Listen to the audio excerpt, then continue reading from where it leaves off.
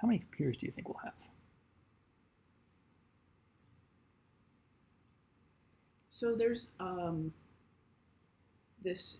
I'm interested in chromoproteins. I Oh yeah. think would be a cool thing to submit to it, but and there's like Stanford did a cool project last year for iGEM that used them. The problem is they like included this annoying like transmembrane domain in their part because it was part of the project was like making a biosensor that I think they needed it to like embed it in something, but it's not useful for everything. So it's annoying because like I want to put that part, but I don't think that part that like fusion is particularly useful. And then I can't. They got the original chromoproteins from like a company, and of course they don't have the sequence. Or, The company doesn't have a sequence? well, I can't find it. I Oh, don't know yeah, if they yeah. would like publish the sequence. That makes sense.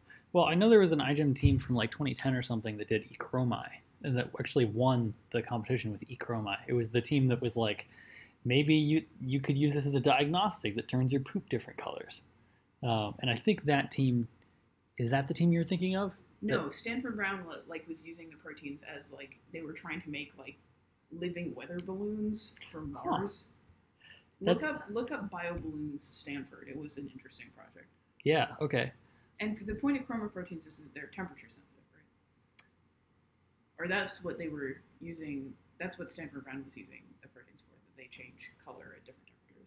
Yes, I think you can make different proteins that are, I would say, probably certainly clearly some chromoproteins are temperature sensitive. And I think that's the interesting part to me, though, that I want to put it in. Yeah, and I guess actually also all temperature. You know what's great about well, there's not a lot of great stuff about the iGEM registry because some of it sucks. But I was looking at it and it's like it has a featured part. Oh yeah, it has like here's some metal sensors. Yeah, I feel like some of what we'll do today will be brainstorming. Okay, and also thank you for putting stuff in the document. I think it's helpful to.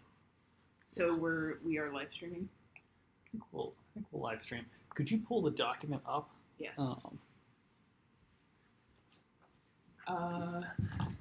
Hey, what's the doubling time of E. coli?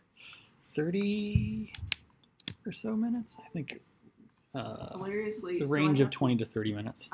Part of my homework is I'm simulating the Luria-Delbruck experiment, and I think E. coli actually grows faster than my simulation does. Wow. It sucks. That's largely because I have to do like a lot of them because I need to get a distribution of something. Yeah. All right. And also I can't code in a very streamlined way. Let's see if this is working. Sound.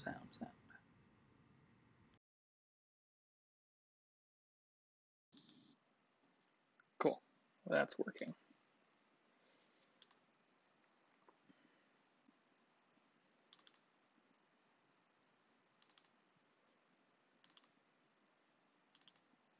Okay, I have the submission ID of this thing.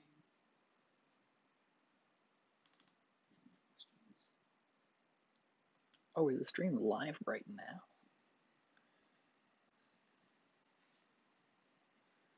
Might be.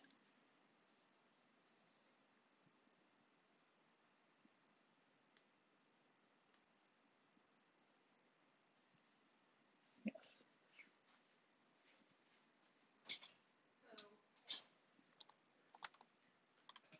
Here for a second. Like you put a profile of your face. Practicing for school or something. Okay, cool. That's live.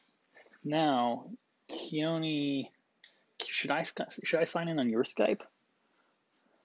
Since you got your stuff all hooked up, and we're gonna put Keone's face on the thing. Can I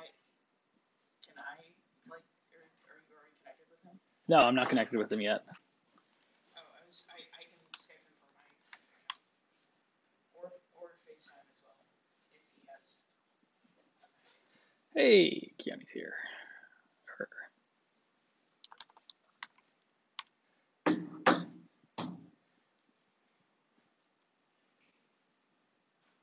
Let's. Oh, we don't want to do feedback. Okay. Let's do FaceTime on your computer.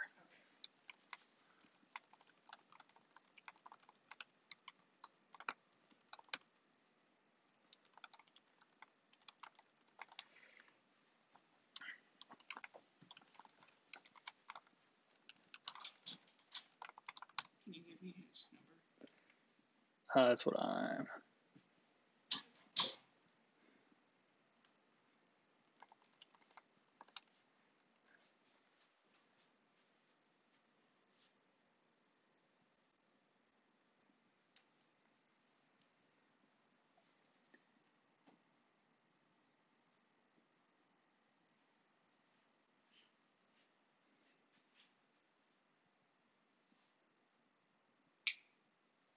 Wait a minute. Yes, I told him 4 p.m. Okay, we're good. For a moment, I was like, did I tell him 3 p.m.? No, I didn't.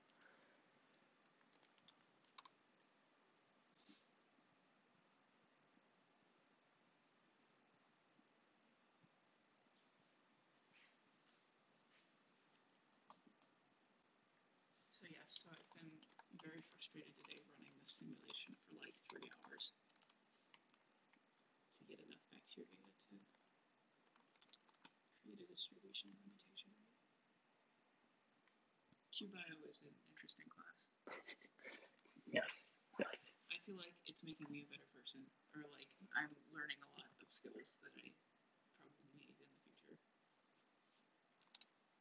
Quantitatively. No. Let's see if calling him on Skype works.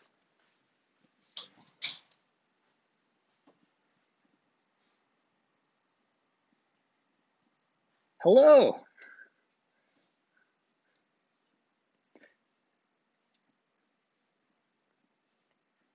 All right, cool.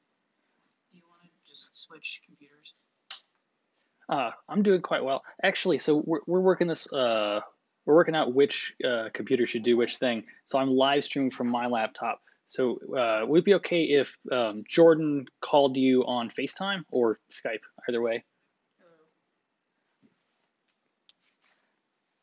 Hello. Okay, and FaceTime would just be your phone number. I do not. I have not found it.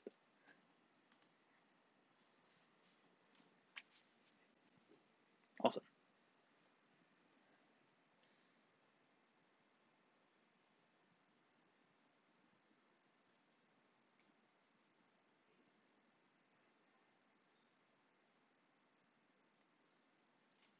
All right, that's the phone number. Okay. I should move it back over here so I can actually see what I'm doing. Number 742.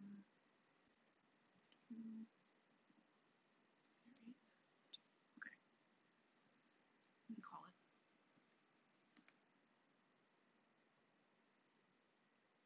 It says I can vote.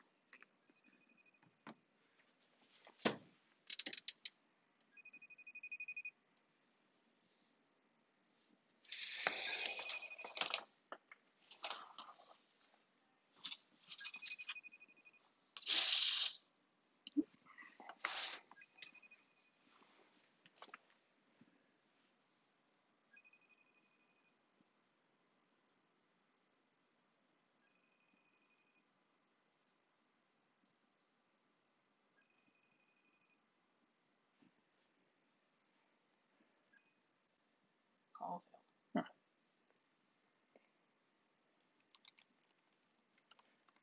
You want to pull up Skype? Sure.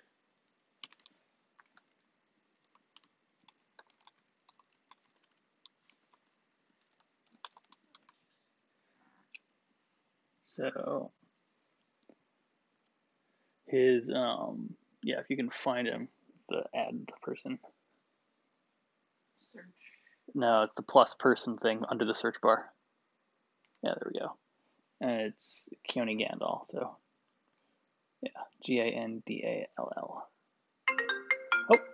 there we go. That works. That'll work.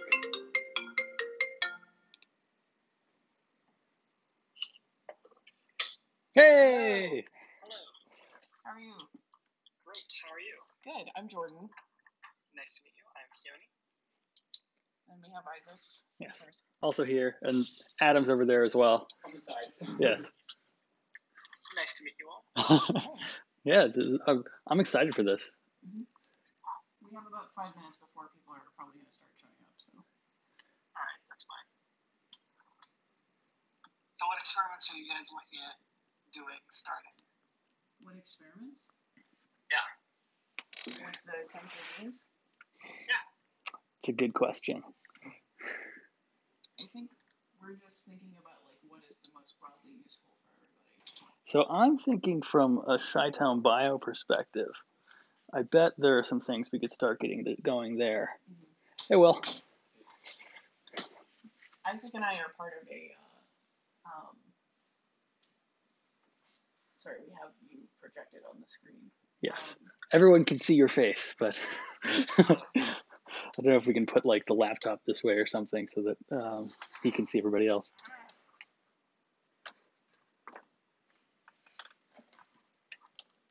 Isaac and I are part of a we're trying to found a public lab now. And we are. It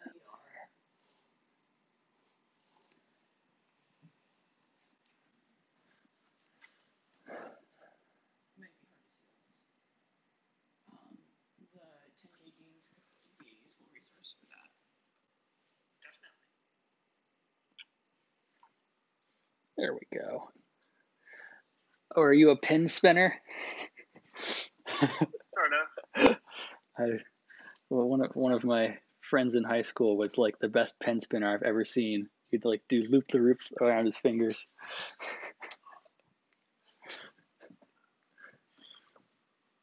So, our progress is going pretty good. It looks like our lab's going to buy a MySeq, so we'll be able to sequence lots of plasmids.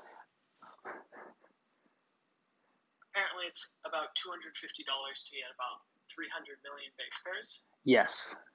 Which is pretty good.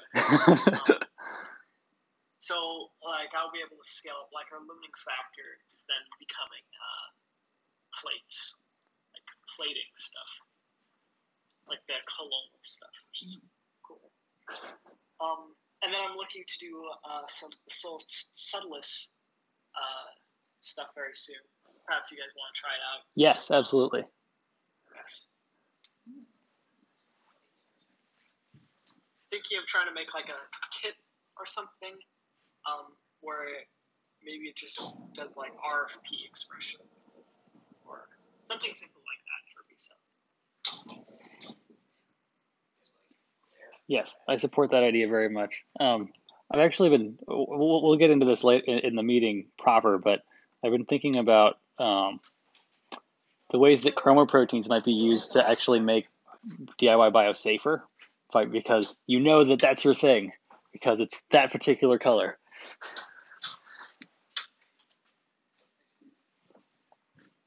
Hey, Joe.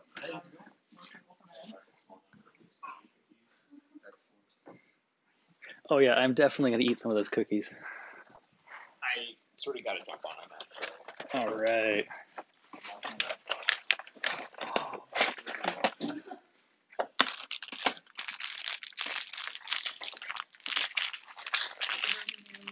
This is Keone. He's one of the facilitators for the project. Whoa.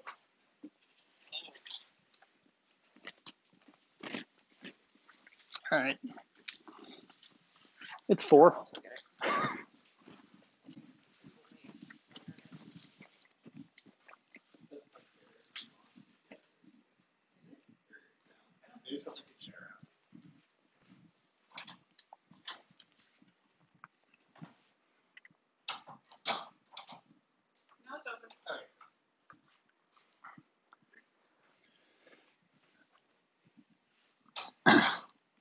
All right, guys, you want to get started?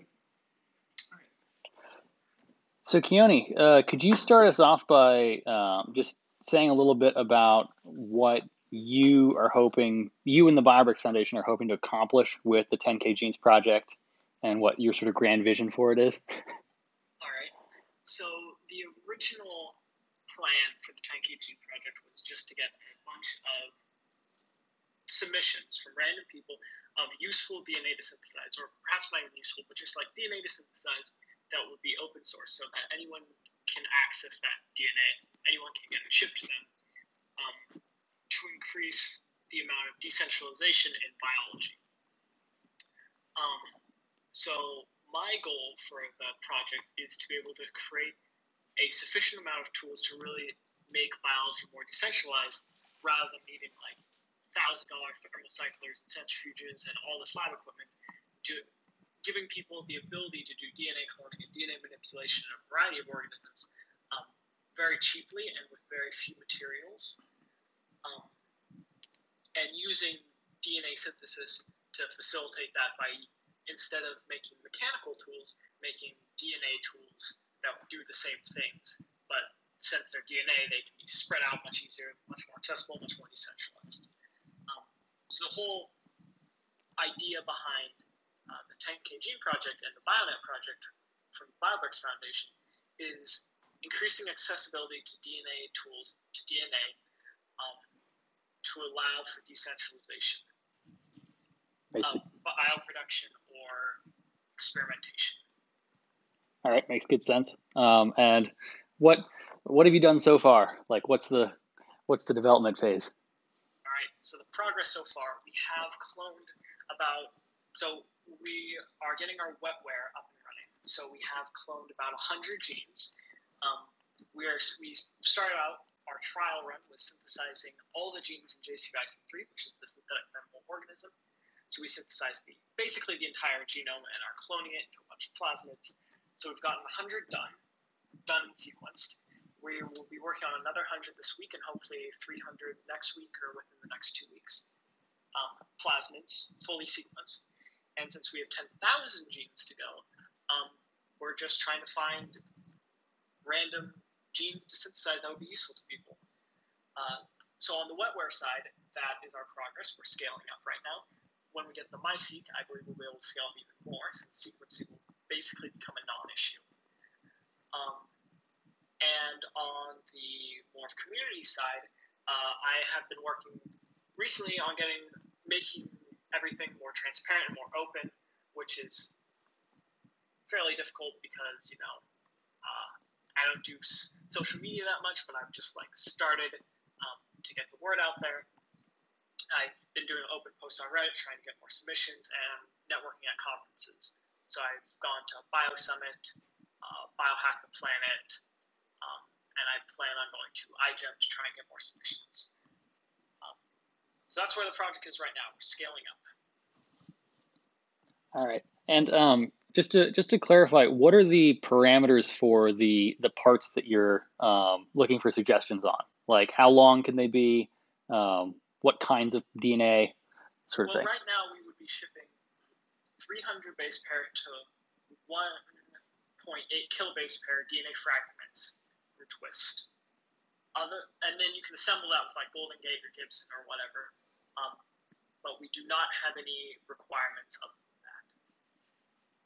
Awesome. Part, for example, could be a non-coding element?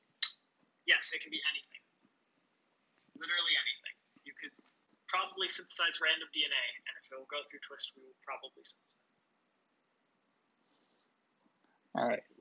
Now, just to open up here, did people come with specific DNA sequences in mind, or okay, cool. I had a general thought on. I think it'd be really valuable to have the first start codon up to RBS and then -10, -35 for bacterial mailing system, and just have a huge library of degenerate code. And I think that having that library accessible in a screenable format would be super cool and useful, because not every lab can generate I want these 20 N bases N, because that's thousands of dollars for synthesis. So I think reframing it, library prep.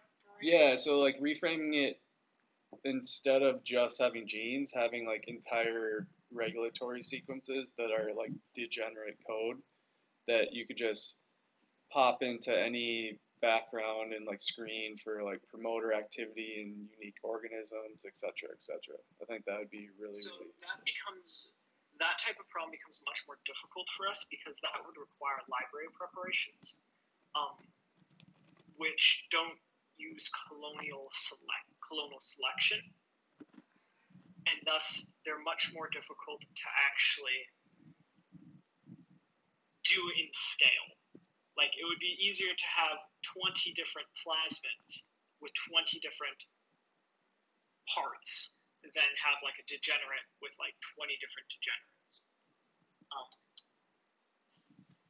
Well, I mean, it doesn't scale very well for us. Could you set it up where you have, so like you would have the same reporter protein, and then you would just assemble everything so that you would have your origin and your antibiotic resistance on separate fragments, and then you would just assemble everything through Gibson, and then your selection would still be an antibiotic, but then you just have a library of things upstream of GFP. So you mean like a library of different promoters? But it would be beyond just the promoter. It'd be like the start codon. Origins, RBSs, promoters, terminators, antibiotic selection markers. Yeah, so maybe you could do that in sections. Like one library would be everything upstream that you could think of. So up UP elements, the -35 box, -10 box, up to the start codon, and have that completely randomized or have target zones randomized. And then you would have like common flanks that you could just assemble with Gibson, and then you could do the same thing to terminators, etc. So you could have all these libraries, and then you could use your MySeq capabilities to see what coverage you get. So, Will, I'm curious, do you want degenerate sequences because you'll get sort of variability and levels of expression from that? Yeah. So do you need then something that is like 20N degenerate, or do you need something, or would it be sufficient to have something that's like 100 validated parts that's a gradient of levels of promoter or RBS strength? I think it'd be more interesting to have the library, because then you never know how it's going to react in different organisms. And so, like, one of the biggest things preventing people from using non-canonical organisms, besides getting the DNA in, is seeing how promoters react in a given organism. So if you had some library where you could put it in, I think that'd be really cool.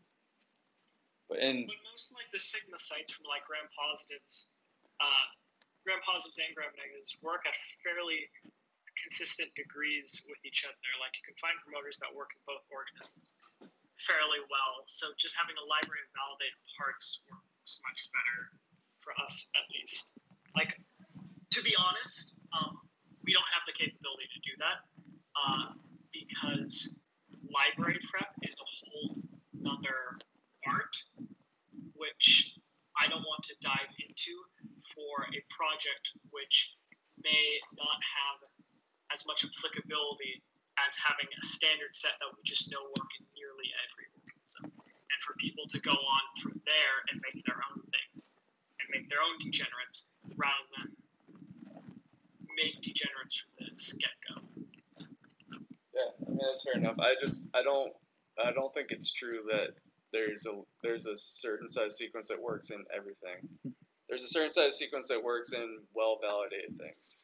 But like, for example, we're using like a soil bacteria, and we're at the stage where we're trying to generate libraries just to see what expresses well, and that's so poorly annotated that you just have to do that. But, and again, the library prep part, if you designed it well, it wouldn't be that hard, because your homology upstream of it and downstream of it would be the same, so you put it in the same backbone, and then you design it so the intermediate part would be the degenerate part. Just also as a note, all of our stuff we use Golden Gate for, because Gibson doesn't scale very well. So we use Moclo, which you guys might be interested in for that type of thing. But like, if you just need to test out different promoter combinations, that would be something that'd be great to synthesize. But making degenerate promoters, well, we don't have in the synthesis contract, we can't make degenerate codons. So we would have to go with a completely different contract which then we would have to Okay, work yeah. out OpenMTA for that DNA synthesis, Gotcha. which becomes more difficult because then we have to go through the legal gates. Are there any, so on the lines of restrictions and what's within the bounds of what you can do, what about genes encoding products that are commonly commercially sold, such as certain polymerases or other enzymes? Yes. So at the current time, we would just synthesize that. That's what I would do.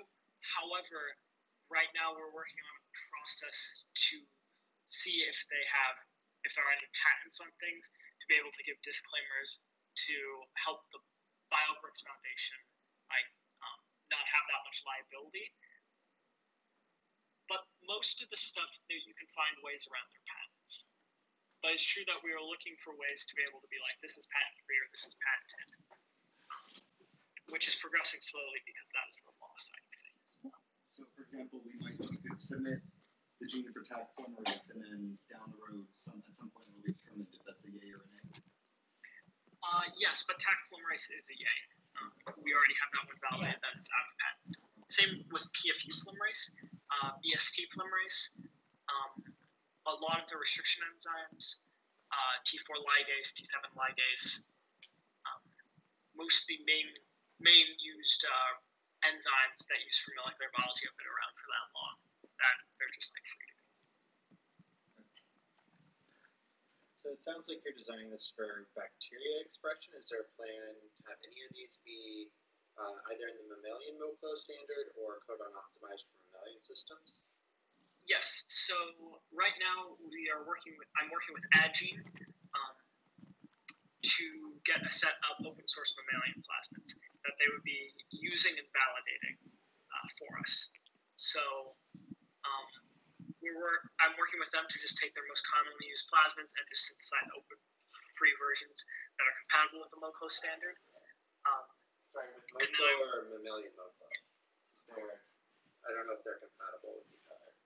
Yes, they are. Well, if you use a proper MoClo standard, they are. However, there are some teams, such as the yeast MoClo people, who have redesigned the ends to make it non-compatible, which has actually been a big problem.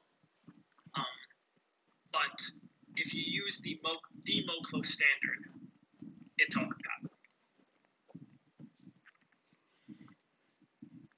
So if we zoom, I'm designing that, and then also for plants and yeast, mammalian, bacterial, gram-positive, gram-negative. That's what I'm working on right now. so it seems like one thing that would be useful to do here is think about sort of big picture what things might be really good to have publicly available for everyone to use in terms of biotechnology. One of the things that I run into with this project is that the scale of it is so large that it's sort of difficult to wrap your head around how you would come up with enough parts for it. So I was talking to Keone about this a couple days ago, and it seems like if we start more abstract in terms of like what do we want to be able to do, or what should people be able to do with biology, and ask those kinds of questions, and then zoom in from there on what parts might enable that. And also, so people who have laptops. Adam, will you help? And what's your name? Kirsten. Kirsten. Hi, Kirsten. Hi. Would you be willing to help us do some Googling and writing to... You have no internet in this room? How did that happen? All right. Well, It's Northwestern. Yes.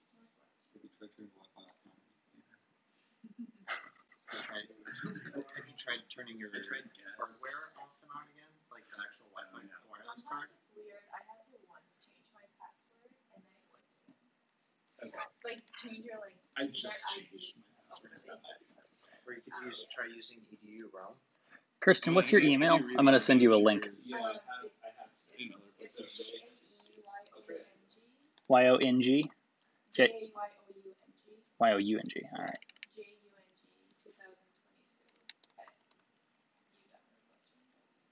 Northwestern. All right. 2022, you said?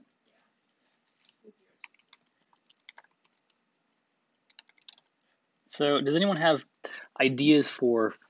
I have a few, but before I start taking over everything, I want to ask: does anyone have ideas for prompts or questions you might ask that would prompt ideas for applications of biotechnology?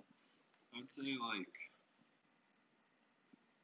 people do individual efforts to like use the standard parts, but there's not like just it's amazing how hard it is to find annotated parts for like commonly used things, like where's the -35 box for this, etc. And like people just use stuff as is, even though it could be better. So one example is like T7 polymerase and BL21. It's super leaky. People just use it because they've used it, but there's entire libraries of like black eye control that could be put in front of that and tested to see, hey, can we come up with a version that's like super hardcore off? And so just things like that where people commonly use it, and it's a big effort to like track down the information and make it yourself, because you could just use something off the shelf that works but not as well as you'd want. So like I guess thinking of how we can combine genes and just common SynBio elements in unique ways that would be useful for almost any possible application, I guess. I did, but I think I might have typed your email wrong. Could you send like me or GeneMods an email, and then I'll reply. Yeah. I think going with that, just like, what do you do on a daily basis when you're sitting there coding, and then go through that and be like, what are the things that if I was, starting up a lab or something, what would be really helpful for me to have? A source of having T7 polymerase or like fusion or anything like that. Like TEDR has there's a bunch of papers that like there's a 500 member TEDR library, and then taking like the Voight group's like 700 member Terminator library and having a restriction promoter in the middle, but one they could easily swap out or something like that. Just like really common arrangements of parts that are suboptimal currently. On the other end of that, from the production end with these promoters, the other end of that would be a lot of different types of readouts. So if the goal is to make things more widely accessible, one class of readouts might be fluorescent proteins. Maybe there are all sorts of other assays that involve enzymes, or maybe a simple dye. And just imagining every different class of simple readout that doesn't need a flow cytometer, for instance, for an experiment. I don't know what all those would be. Yeah, it's like even there's like a lot of fluorescent proteins. and some of the old school stuff like Gus A, like I've just learned about. Like there's a lot of stuff from like the 90s to like I call the dark ages where people use, and then everyone just started using GFP. But it'd be awesome to have like luciferase, LAC-Z, Gus A, like all these different readouts. What's Gus A? It's like a glucan or ridase something. It's like similar to a beta-gal assay, but it's very common. So like a visible color change or something? Yeah. Okay, so let's dive into. I like the idea of what do we use in the lab. Let's make that available for everyone. So I think we've already covered. You make DNA in the lab. We covered a few polymerases. You assemble DNA. We've talked. You're already. You've got a bunch of restriction enzymes already in the thing, right? Yeah, those haven't been cloned yet, though, because that cloning is a bit more complicated. Okay. Because you have to express the methylase as well in the cell, so I'm still figuring out how exactly we're going to do that. Interesting. Yeah, that makes sense. Since each set is fairly large, and if you don't express the methylase, it becomes very toxic to the cell.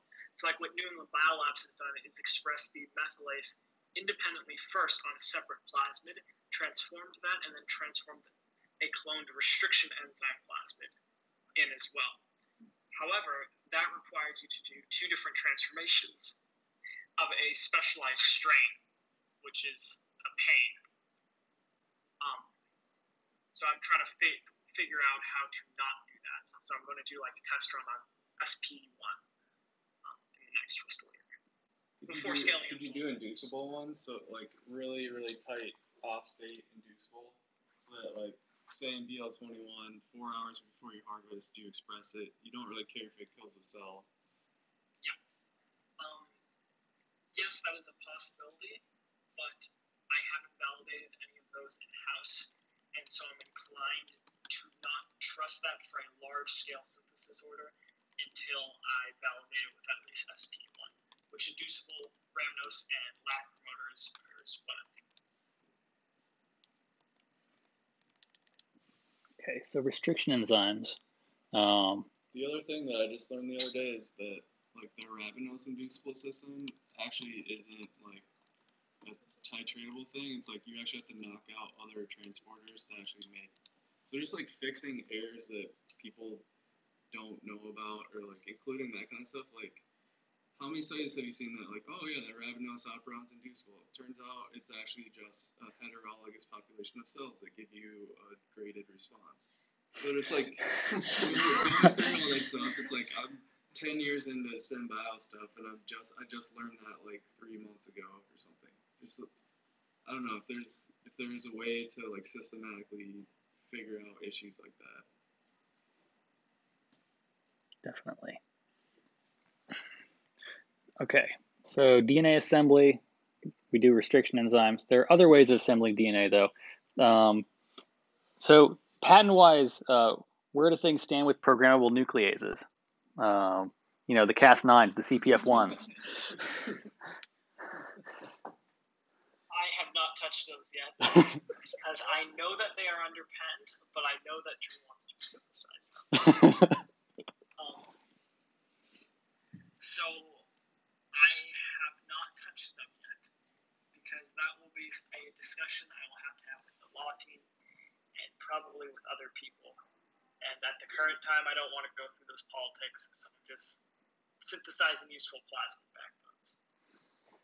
You're going to need to split them into chunks anyway, right? Because they're longer than 1.8. Yeah, that's very easy to do. We've done like 3 or 4 parts directly from the twist. It's sort of a Golden Gate stuff. There's no way you can be like, this isn't a patented thing. This is like a small chunk of a patented thing, and it's not even useful. It's only when you put all the 3 together. So all this stuff right now, I'm actually cloning myself. Like, well, not myself. The BioBricks Foundation is cloning a lot of the DNA that has been ordered so far because we just want like sequence verified stuff that people can use. And so if anything is like to the point where it's as useful that we think multiple people will use it, we'll like sequence verify it and build it ourselves.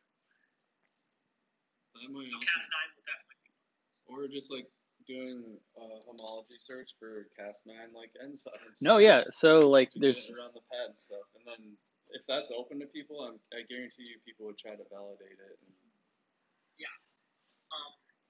But then I have to read all the patents and then probably consult a patent lawyer because I can't interpret them because I'm not a lawyer. And yes, I need to do that. Yes. all right. That's the answer there. I think it needs to happen, but I haven't had time with the law team to go over that yet. Cool. Other things people want to do in the lab, make RNA. Yeah. T7. Make DNA from. Oh yeah. I think we've synthesized T7, so. Or T5. I mean, like a lot of different phage things would be cool. So what's so like T5, and then like I know the Ellington group has series of orthogonal promoters and different versions of T7 or T5 that they've evolved. So it'd be nice to have those pairings together. Yeah. And David Savage's lab also involved inducible T7s that are inactive unless you add a small molecule. They have like the split versions. Yeah, exactly. So Those might be under patent, but I will check. So far, I haven't been touching much patent stuff, but I would like to start. Well, if you're going to start touching patented stuff, another thing you might look at, people might want to make DNA from RNA, so reverse transcriptases. And I know Ellington Lab evolved one that was super high fidelity. There are proteases too, like even just lawn protease. I know the Collins group has like the tuberculosis one that's orthogonal in E. coli, but having different variants of like the lawn protease that haven't been tested, and then maybe a library of degradation tags on a simple readout, something like that.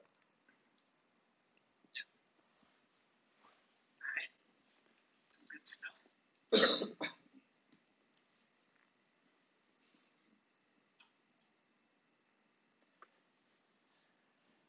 So another thing I feel like people should be able to do, and that is hard and expensive right now, at least for people who don't have a lab and several $1,000s in equipment, is making and purifying protein.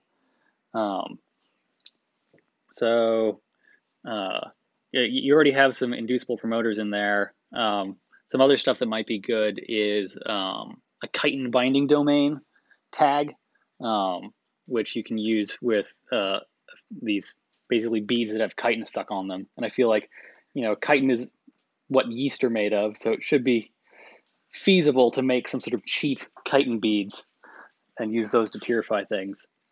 Then there's like enterokinase, TEF protease. Yes. Also elastin-like polypeptide, which is a thing that like precipitates under certain conditions and not under others. And so you can basically like your stuff is soluble and then you turn it to those conditions and the thing that's tagged with ELP precipitates and you spin it down and then you move off to supernatant and you can purify stuff that way.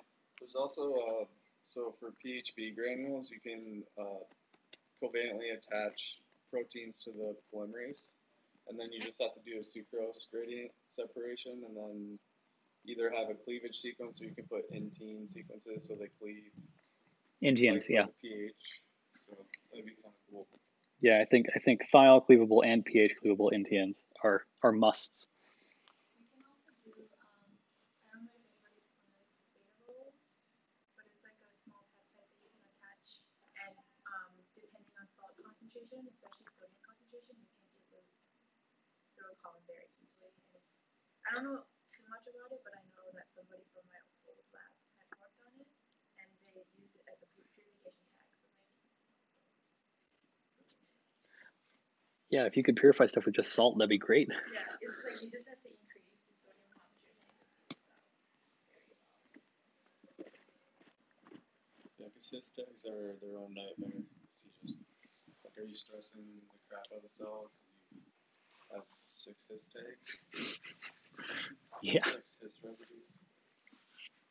Yeah, I feel like if you could build a common like open source plasmid that's got like one kind of easy to use purification on one end and one kind and a different kind on the other end, you could get pretty good purification of protein without needing a bunch of expensive equipment. Yeah. Yes. If you'd like, feel free to send that in for synthesis. I would love something like that. But I don't actually purify proteins. I don't work with proteins very much, so I don't know any of the systems that would be best for that. So I'll research the chitin, the elastin-like polypeptide, and the NaCl/salt tag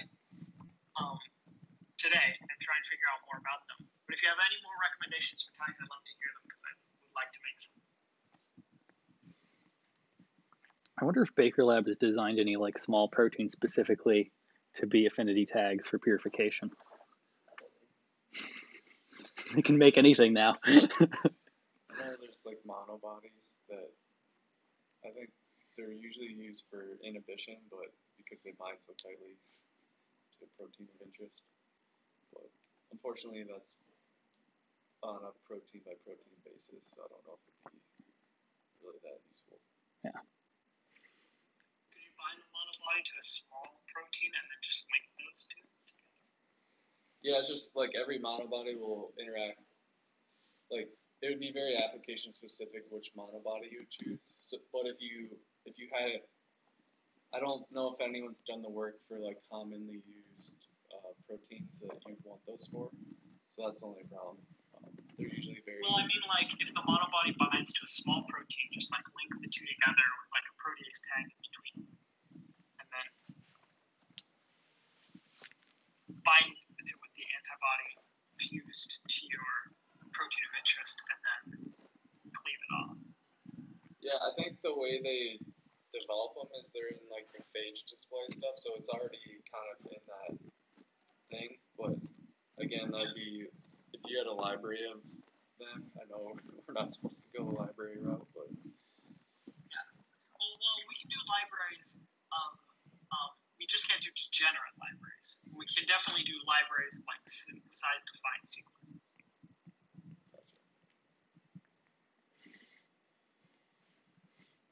do you think there'd be a way to like have a plasma? So a lot of like phage selection libraries are based on the fact that your polymerase makes a lot of errors. So, but if you could have like a standard kit where you could implement some kind of selection library based on the parts that are known to be faulty, that would be really cool too.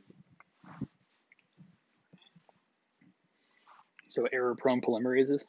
Yeah, just like all the like phage selection stuff is based on the fact that phage is super fast and it makes a lot of errors, and then you eventually get. But having like the system set up so that you would just clone in your gene of interest, and then maybe the phage would make errors on it, etc. Speaking of phage, let's put some phage in the library. I don't know if my colleagues at the bench would like me cloning phage, but yeah. Each gene one at a time. Yeah, exactly. Like 1/50th of a phage. That way you won't rupture the cell in which you're cloning it. Right. You just golden gate it and then get plaques or something. The other cool thing would just be like there's like systems where you make stuff super sensitive to lysis until you like have expression. So I should look more into that, but some kind of like lysozyme protein. Oh yeah, like an autolysis system. Yeah.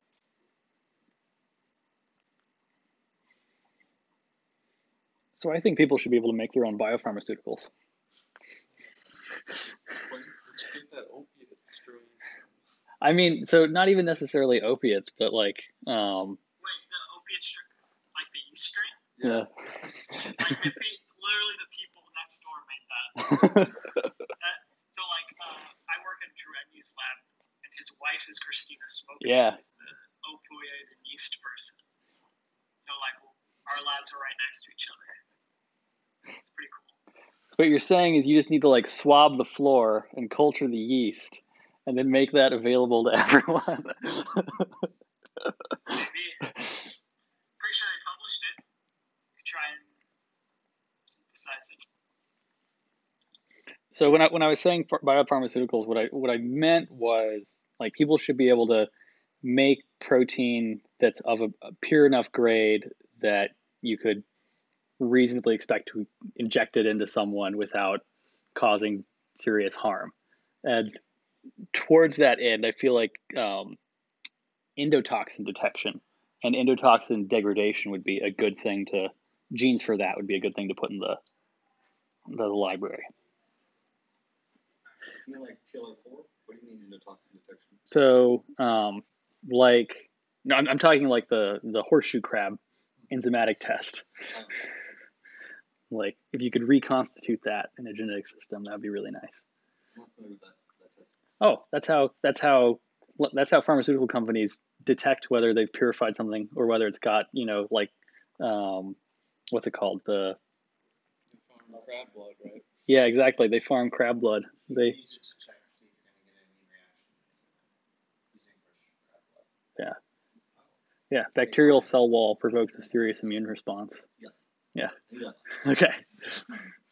Well, in horseshoe crabs, they've evolved their immune system so that if they detect even a tiny amount of bacterial cell wall, like it all curdles up. And there is a non-horseshoe crab specific version of it that's like recombinant, but it's been under patent for a while. It might be out of patent now.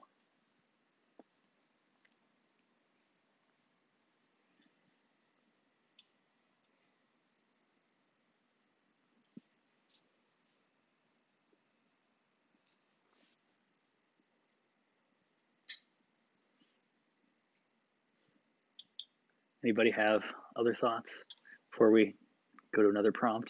It seems like a lot of these are ideas for like, what things would you want to have genes for to purify yourself so you wouldn't have to buy it as more expensive? Is the gist I'm getting, if that's allowed. Like, could you, for example, do genes for different antibodies and other things that you generally have to purchase, or would that probably turn up as an impractical option? I mean, like, to be honest, we really don't have a limitation on how much synthesis we can do, which is why we can do like libraries if we know the definitive sequence. So if you have like a bunch of enzymes that you think are interesting that could be helpful for this, yes, we can synthesize them for you to test them out.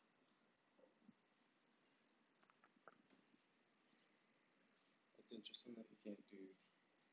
Could you just have a program scramble a section and have 1,000 degenerate but actually defined sequences for stuff to get around like the degeneracy? Yes, I think so. But like I have to pick all of them. So I would rather not have to do all that picking. You just have it scramble, print it in a text file, and upload that. Well, I mean, like I literally have to pick like the colonies. So if I did a cloning reaction with that. So you're going to pick 10,000 anyways, right? True. Plus, if you had a Golden Gate compatible or something. So we talked a little bit about proteases. I feel like there are probably other things that we want to be able to chew up. So have we talked proteinase K, trypsin, furin, RNases, DNases, lipases? Are there what are the ones for digesting carbohydrates called? Hydrolases? Saccharase? Yeah, saccharase.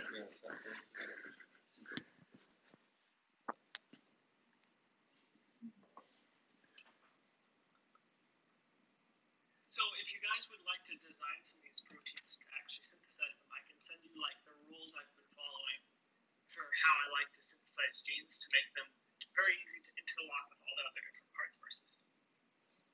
Yeah, that'd be really cool, yeah.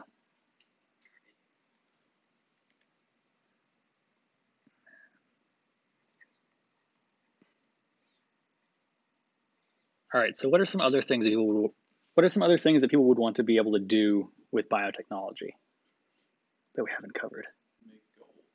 Make gold?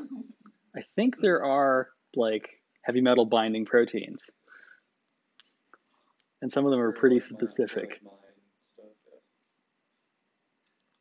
People that get like specialized organelle operons, like the magnetosome stuff, etc. Oh yeah, like the entire cassette of everything that's needed to make a little magnetic nanoparticle. Yeah. I don't know if that's validated outside of those plugs, but or just something to induce membrane invagination for like if you have like a lipid bilayer requirement for your protein function.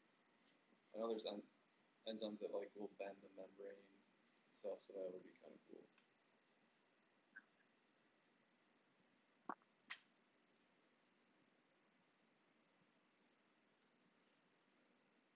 I guess I can explain some other things that we're doing right now that is helping with like decentralization and that type of stuff. I am testing some stuff out in B-cellus, which is sporulating bacteria. That being able to replace E. coli with that one because you can do sporulation, so you don't actually have to use negative 80s. And because the spores are actually semi-competent, and you can make them fully competent, you can actually have like dried comp cells. So instead of having like your negative 80 full of comp cells, you can just have like dried tubes. You just add DNA and you add like some broth in, and then just uptakes DNA for you. So my progress on that is that I have gotten transformation to work well. I have gotten plasmid transformation to work. And I've gotten dry spores to sporulate on plates, and I've been able to ship them, and they arrive very nicely and last for 3 months on paper. And if you take dried spores, you are able to transform them with DNA, which is exciting. So that is where we're at with the setlist stuff. And we're looking to get a cloning system up and running soon, where it'll be a kit where you can use LAMP, DNA amplification, which is isothermal, don't need a thermal cycler, to amplify certain genes out of a setlist strain. And then you have the ability to clone that into a plasmid. And then directly transform it into dried spores. So that is one thing that I'm working on right now, because it has the possibility of eliminating the cold chain biology. And then I'm also working on another small cassette, which if you co-transform an ampicillin containing plasmid and this cassette into B sub, it will make it into a B sub plasmid with canamycin resistance that's just ready to go. That you can distribute to whoever you want through spores for very cheap. Isn't B subtilis also really good for producing protein because it can like secrete it? Yes. It is like one of the main industrial strains for producing proteins, and it is very good at secreting it. And they have open source strains with all of the genes knocked out in order, like all the proteases, extracellular proteases knocked out. So they're very good for gene expression. Are those the strains that you're cloning stuff into? Not that particular strain, but I can adapt it very easily. Awesome. And if there's like a plasmid that someone has that works for that, I'll just get the other strain, switch it over to be able to ship out these setless spores that people can directly express protein from. That'd be great. That's awesome. Have you guys thought about doing anything with the Vibrio naturagens strain? Yes. So I have worked earlier this summer with that strain, and I'm getting natural composites to work in that strain, specifically for some of its conjugated abilities. But it works. Like, I have it growing. It grows super fast, about twice as fast as E. coli, to a higher density of cells. The only thing I have to say about it is that it works, and it works like they say it does, but it doesn't solve the problem of cold chain, which I think for DIY biologists at least is a bigger problem than like the actual speed of E. coli.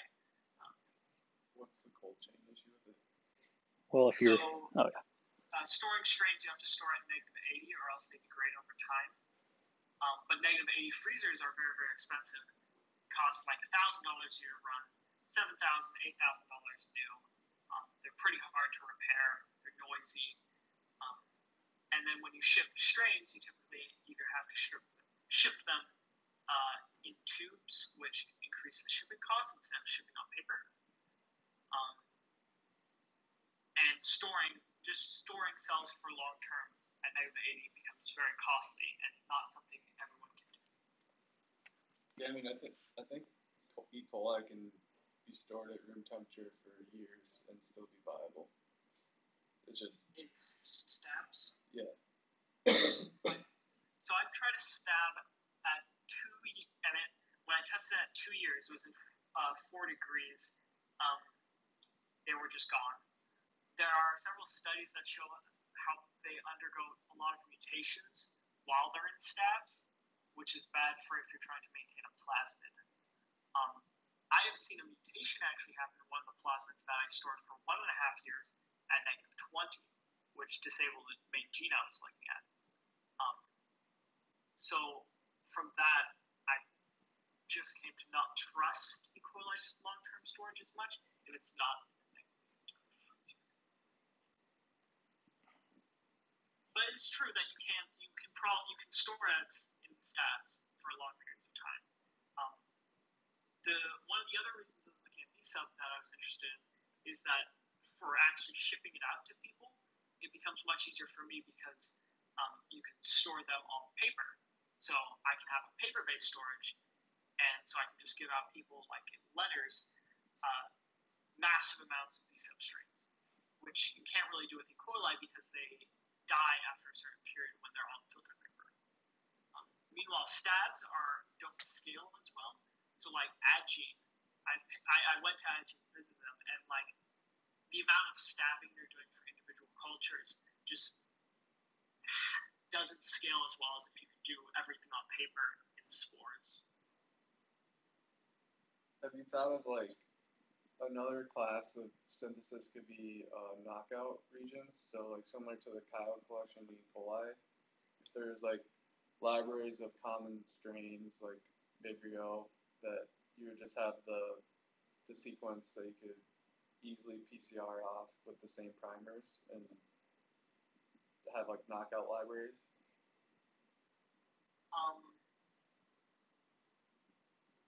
Why exactly? Because currently E. coli is the only strain that I know of that has every non-essential gene knocked out, and otherwise you have to do transposon knockout libraries, and that's a ton of work. So if you just had the same set of primers on a series of plasmids where you could pull off the marker resistance to knock out any gene in like Vibrio or like a common thing, that'd be super useful. Yeah, so they have all of the knockouts in ESUB, and they're very easy to get. For Vibrio, they don't, but they have, it's quite a big genome. So if there are any knockout regions which people are interested in and actually want to work with, we would be happy to synthesize them. Speaking of that, just like we're talking a lot about proteins, but what about libraries of guide RNAs? All these things you could presumably knock those down even more effectively. Yeah, especially because you could like yeah. I mean, sgRNAs are pretty easy to make with PCR, which is how I've made them in the past, which is rather convenient actually. So if you would want to make a large amount of variants, perhaps, but it seems like in that case it'd be more effective to just make like a standardized plasmid that you can directly transform and yield oligos into. Does anyone know like what the annotated genome like protein size of Vibrio is? I can't imagine it's more than E. coli, right? So it's larger. It's about 5 megabase, I believe. Well, I'm not talking about the genome size, the actual like protein, the annotated proteome.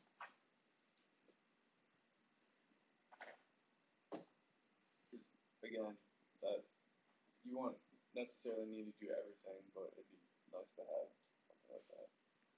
Well, like, I guess there's the argument of like, yes, it'd be nice to have, but would it being nice to have justify the work of me going through thousands of plasmids to build a library that I wouldn't be personally interested in testing for someone else to possibly use in the case that they may want to do a single gene? It'd be much easier to actually just synthesize it at the time that someone requests the need to do a gene knockout in Vibrio. Or if someone wants to actually go ahead and do the work of doing all the knockouts and characterizing them, then we could possibly talk about synthesizing it. But at the current time, that much work for that little payoff is not worth it. So we can't outsource all our research to you? Basically.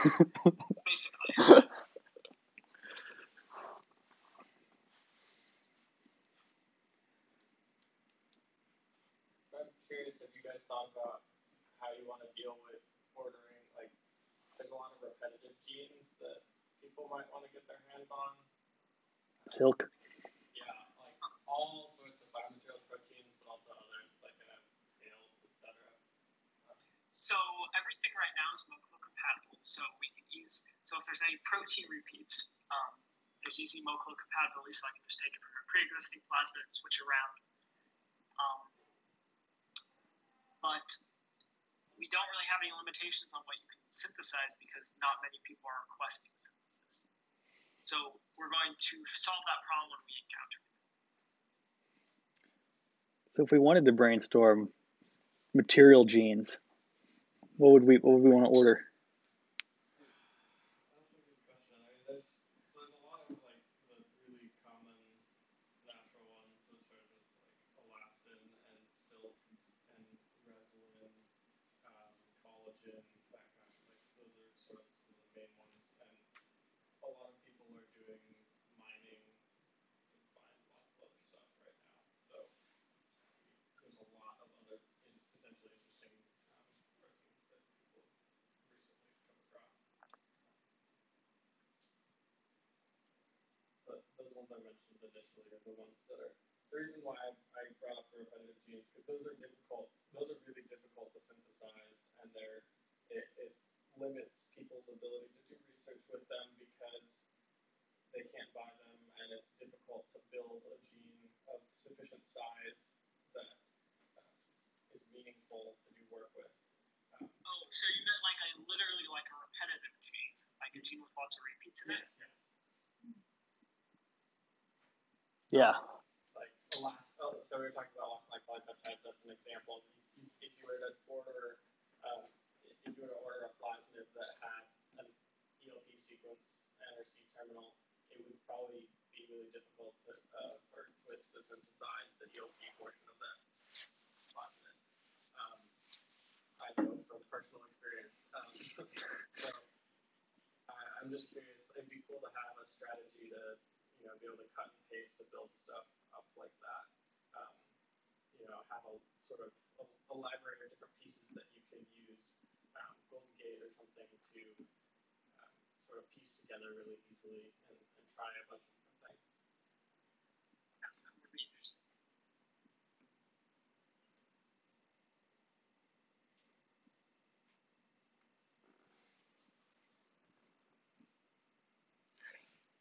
So one of the first things my wife made me promise to order is genes for bioart.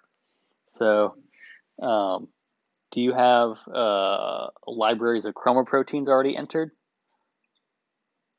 Not right now because they're patented. However, we do have 4 that we know are not patented because they're under the BPA, which is the Bioart Public Agreement. So we have 4 colored proteins right now that we know are okay. I'd be happy to send you if you'd like to try them out. Yes, that would be awesome. What is the protein that Sebastian Kosioba uses to turn things bright blue? Is that one patented? No, it's not. Okay. Do you have that one? I like the idea of turning everything blue. We don't have that one. However, that one takes a while to mature, so you have to wait like a few days. Oh, okay. Good to know. Yeah. Personally, that's why I'm not using it. It makes them look really cool, but like I can sort of achieve the same thing by adding XCal to Lexi. Yeah. I love his blue rose though. So what are the colors that you have right now? Red, green, yellow, and cyan. Interesting. And are those chromoproteins or are those fluorescent proteins? But they're still the colors. Proteins, but like at some degree, you can see them. They haven't been used in a long while, which is unfortunate. But I'm going to be in the next run. That's part of what I want to synthesize them for a bunch of expression, a bunch of different organisms, so we can just like begin trying them out again.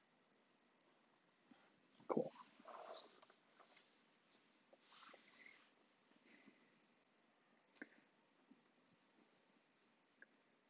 So what are the coolest iGEM projects that people have heard of that might be nice to put in the public domain? There are a lot of sensing stuff that people do, but those they usually have just GFP turning on and off type of thing, so I don't expect anything new. I know there's an iGEM project that did some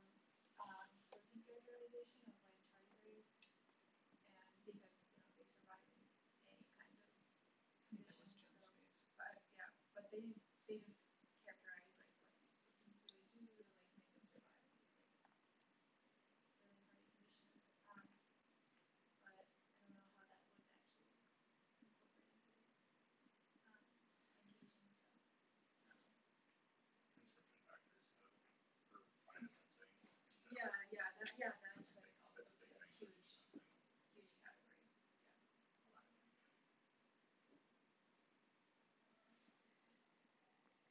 Yeah, a lot of them. I mean, could we order like an assembled genetic circuit just in chunks? Yes. What about all the? Do you guys have some of the alternative sigma factors from like the Voight group? They're like No, orthogonal. but we would be happy to synthesize them. Yeah, that'd be kind of cool to have. Just like basically going through cello, like the paper. Yeah, exactly. And seeing like what are commonly used orthogonal parts that would be awesome to have. Yeah, I agree. Definitely something we said for just like, let's put in a bunch of toeholds, like ones that have been validated previously, just that, you know, if someone wants to get this up and running in their lab, they want to try something, they have positive control that they know works, it's been validated. That's not necessarily a bad thing. So RNA toehold switches? RNA regulators, protein regulators, anything along those lines that you have. Just go through the list of ways that you can regulate gene expression. Does LuxLab have some parts that they'd be happy to contribute? I am sure that they do. I'm sure. What about like the non-peptide polymerase, or not polymerase, but like the stuff that Kiesling's working on.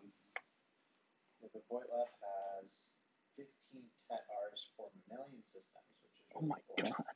And the Leonard lab has 120 mammalian transcription factors in about 3 months. So How? that's what the sequence is for. Yep. That's awesome.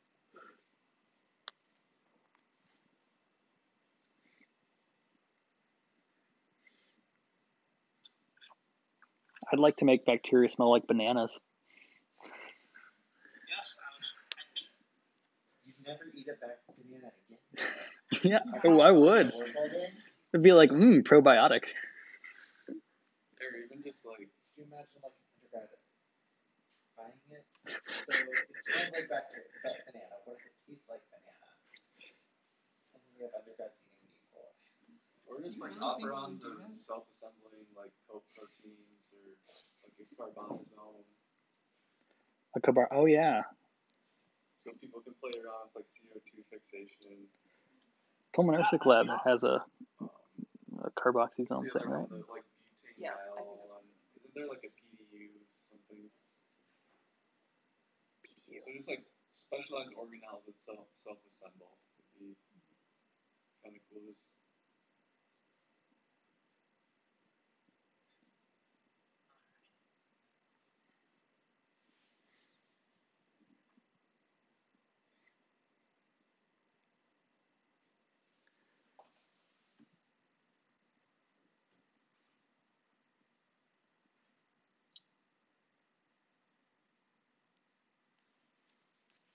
hey guys, I have a reaction that I need to run. So I'm going to have to leave you here, but I will follow up with you all on the info on how to design like proteins, so you guys can send in your ideas if you get them. And I'll work on making expression plasmids for the chromoproteins for you guys to try out. Awesome. Awesome. Great talking to you guys. Yeah, this was a lot of fun, Keone. Thanks. All right.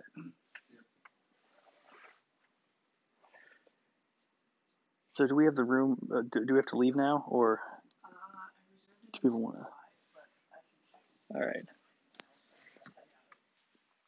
I have to do a rough reaction too. Okay, cool. Started it right as I was leaving.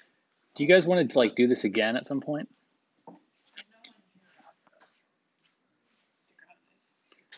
We're in no hurry, and it sounds like he's in no hurry. True. True. I have a general question. Yeah. From a lot of the ideas that we threw out there, is he going to enter them, or are we going to enter them? That's a great the protein sequences for the amino acid, the nucleotide sequences, that is. So I think it would be easier if we submit them. That being said, if we're all like super pressed for time, we probably could send him like the names of genes and links to papers with the relevant sequences or something like that. I think talking to someone in the Voight lab just to see, they like, are they actually interested in, because they have all the like sequences, right, as part of their CAD based system. So that'd be like the easiest way to get that whole suite of tools. And I mean, when he came here, he mentioned making their sensor strain available on the gene and stuff. So I can't imagine it would care that much. Yeah, just. Is he at MIT? Yeah. MIT has weird rules with MTAs. Well, that's why we're making it from scratch, so we don't have to do MTAs. Yeah.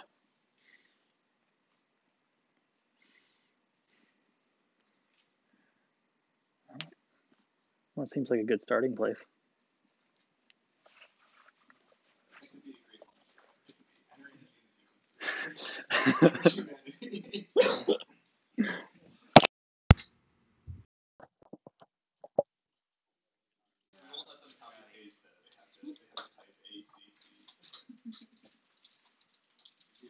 Well, it's one way to do random mutagenesis.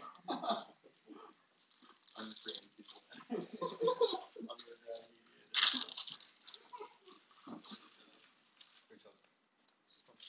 Yeah, this is cool. Yeah. I have some ideas for things that I want to do. Awesome.